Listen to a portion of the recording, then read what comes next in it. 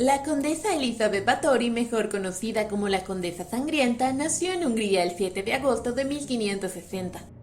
Fue una aristócrata húngara que perteneció a una de las familias más poderosas de Hungría.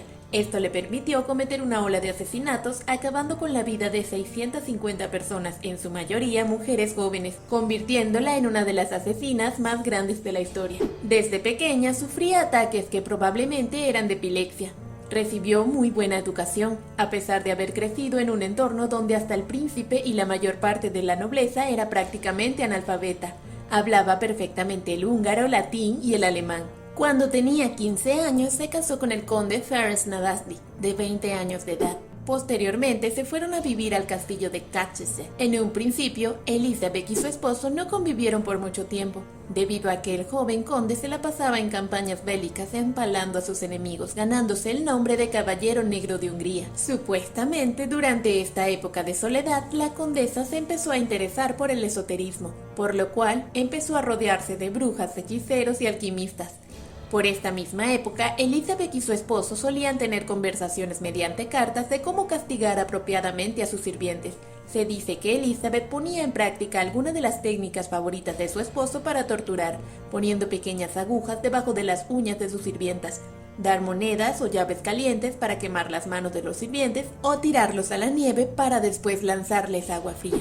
Al su esposo estar ausente, tardaron 10 años hasta que Elizabeth diera a luz a su primera hija, y posteriormente tendría otros 2 hijos más. Su esposo moriría a causa de una enfermedad, quedándose viuda a los 44 años.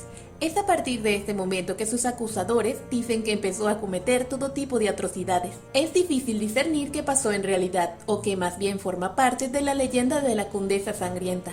Una de las primeras acciones que tomó fue echar a su suegra y los familiares de su esposo del castillo y castigar a los sirvientes que estaban bajo la protección de estos, dándoles el castigo que merecían según ella.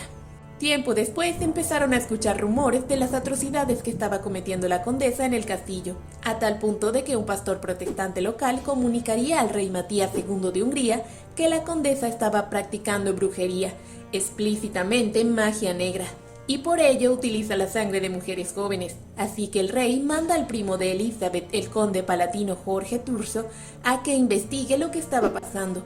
Así que invadió el castillo con sus soldados, y la condesa, al no contar con ejército, no hubo resistencia. El conde Turso, cuando llegó al castillo, según relató, lo primero que se encontró fue con una sirvienta en estado de agonía, con la cadera destrozada, algo que en la actualidad sería muy impactante. Sin embargo, era normal para la época castigar de esa manera a los sirvientes, así que lo vio como algo normal y siguió. Sin embargo, al entrar al salón encontraría una escena que sí lo perturbaría de verdad. Encontró a una chica desangrada en pleno salón y otra que aún se encontraba con vida desangrándose por múltiples agujeros. En las mazmorras del castillo encontró a una docena de chicas que aún seguían con vida a pesar de tener cortes y perforaciones por todo el cuerpo. Posteriormente encontraron los cuerpos de 50 mujeres enterrados bajo el castillo. Por todas partes había toneladas de ceniza y aserrín, que era utilizado para limpiar la sangre que continuamente era derramada. Debido a esto había muchas manchas por todas partes dentro del castillo que emanaba un tenue aroma a putrefacción. En el diario de Elizabeth contaba con todo lujo de detalle cómo ella y algunos de sus sirvientes habían torturado y asesinado a unas 612 jóvenes durante aproximadamente 6 años. Supuestamente toda esta locura empezó en el año 1604, poco tiempo después de la muerte de su esposo. Se dice que mientras una sirvienta estaba peinando a la condesa, sin querer le dio un jalón en el cabello. La condesa en represalia le dio una bofetada tan fuerte que la hizo sangrar por la nariz. Parte de la sangre la salpicó.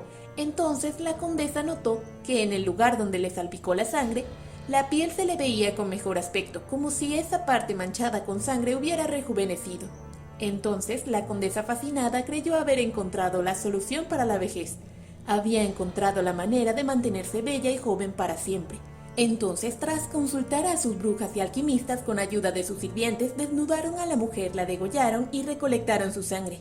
Y así Elizabeth se embadurnó todo el cuerpo para recuperar su juventud.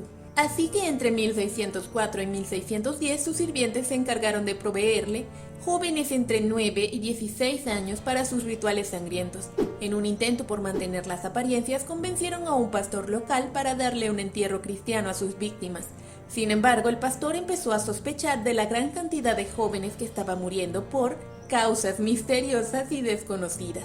Así que Elizabeth lo amenazó para que se quedara callado, y es cuando empezó a enterrar los cuerpos de las jóvenes en secreto. O al menos esta es la versión del pastor que denunció ante el rey los actos de la condesa. También se relata que por esas épocas la condesa tomó la costumbre de quemar los genitales de algunas de sus sirvientas con velas, carbones y hierros al rojo vivo, únicamente por diversión. También se hizo con la manía de beber sangre directamente de sus víctimas, a las cuales mordían las mejillas, en sus hombros y el pecho, para poder beber de ellas. Se valía de la ayuda de sus sirvientes, Dorothea Sánchez y su mayordomo Diorco, para inmovilizar a sus víctimas. Esto siguió siendo así hasta que en 1609 las sirvientas empezaron a escasear, ya que debido a los rumores de sus actos, las doncellas más humildes de la zona empezaron a desconfiar, así que la condesa cometería el error que acabaría con ella. Aprovechándose de sus contactos y conocidos, creó un internado para señoritas con la excusa de educarlas y que le hicieran compañía.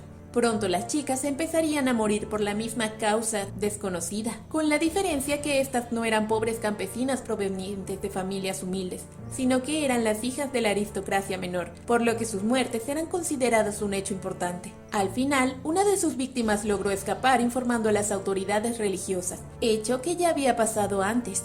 Sin embargo, al no ser chicas pertenecientes a la aristocracia, no se les había tomado mucho en cuenta. El juicio a la condesa se celebró en 1612, donde Elizabeth negó declararse culpable o inocente. No compareció, amparándose a sus derechos como noble. Lo que sí tuvieron que compadecer ante el juez fueron sus sirvientes y colaboradores como Juan Ubbari, mejor conocido como Fiosco, el mayordomo que testificó que en su presencia se había asesinado como mínimo a 37 jóvenes de entre 11 a 26 años. La acusación solo se concentró en los asesinatos de las mujeres nobles, pues las sirvientas carecían de importancia. Todos los colaboradores fueron declarados culpables, algunos los acusaron de brujería, a otros de asesinato y a los demás de cooperación. Todos los que estuvieron involucrados fueron decapitados y sus cuerpos quemados, con excepción de las brujas, que primero le cortaron los dedos con tenazas al rojo vivo y posteriormente fueron quemadas vivas. Al ser una noble, la ley la amparaba, lo que impedía que sufriera el mismo destino de sus colaboradores. Fue encerrada en su castillo y en sus aposentos, cerrando las puertas y las ventanas, dejando únicamente un orificio por donde le pasaban la comida.